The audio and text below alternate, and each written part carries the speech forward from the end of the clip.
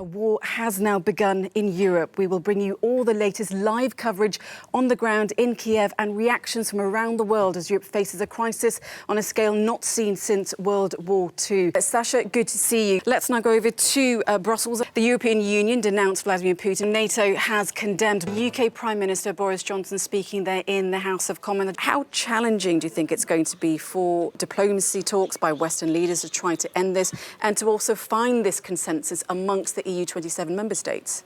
To support the sector's growth, many governments and energy providers are looking to the new frontier of offshore wind. Offshore wind speeds are typically faster, stronger and more consistent than on land. Floating offshore wind based on floating structures rather than fixed structures offer even greater energy generation opportunities by allowing the deployment of turbines in deeper offshore areas with higher wind potential.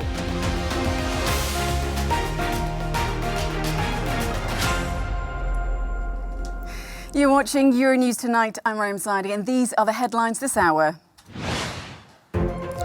A failure of leadership and a serious failure to observe high standards. Sue Gray's report into Downing Street parties during COVID lockdown is finally made public. I want to say sorry. And I'm sorry. Boris Johnson says he's sorry and commits to make changes in Downing Street. But opposition leader Keir Starmer calls him a man without shame and says he must go. Good evening. Pressure is mounting on Prime Minister Boris Johnson following the long-awaited publication of a report investigating Downing Street lockdown parties. Well, for more on this, we're now joined by Alistair Campbell, the former Director of Communications and Strategy for former Prime Minister Tony Blair. Mr. Campbell, good to have you on the programme. Right, well, we will take a short break here, but still to come, we'll have further analysis on what those number 10 resignations mean as Boris Johnson fights for his political future. Stay tuned to Euronews Tonight.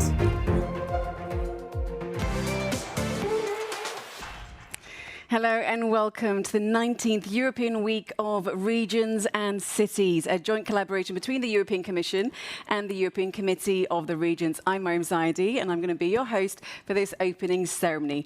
First of all, a big thank you to everyone who is, of course, joining us online. We appreciate you being with us more than you can understand, especially in these rather strange COVID times when we can't all fully be together. It's a massive week in European football with the Champions League semi-final second legs getting underway. Now, tonight's game sees Liverpool travel to Villarreal with the Reds holding a 2-0 advantage from the opening leg. Sports editor Andy Rubini is here to preview this crucial tie. I know, really looking forward to this match. So Liverpool manager Jurgen Klopp, he's really told his players to play a top game tonight against Villarreal. They have this 2-goal buffer.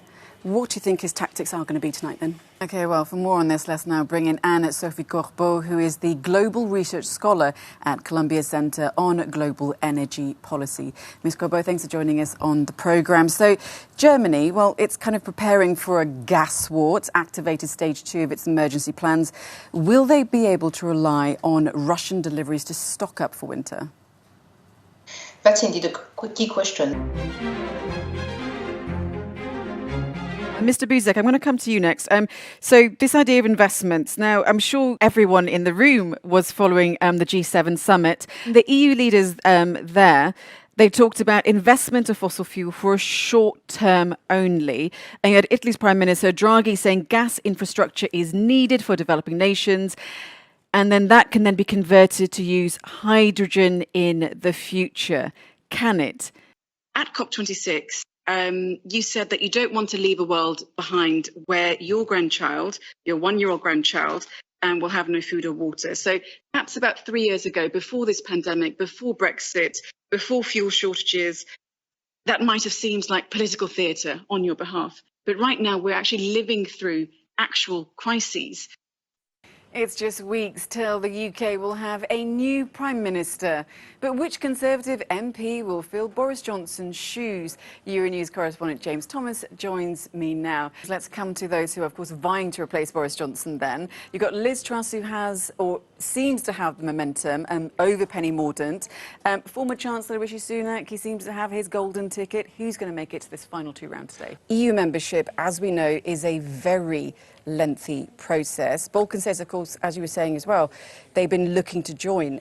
So how will it be seen then if Ukraine gets there faster than they do? EU leaders have approved candidate status for Ukraine in a hugely symbolic move that puts the war-torn country on its path towards EU membership.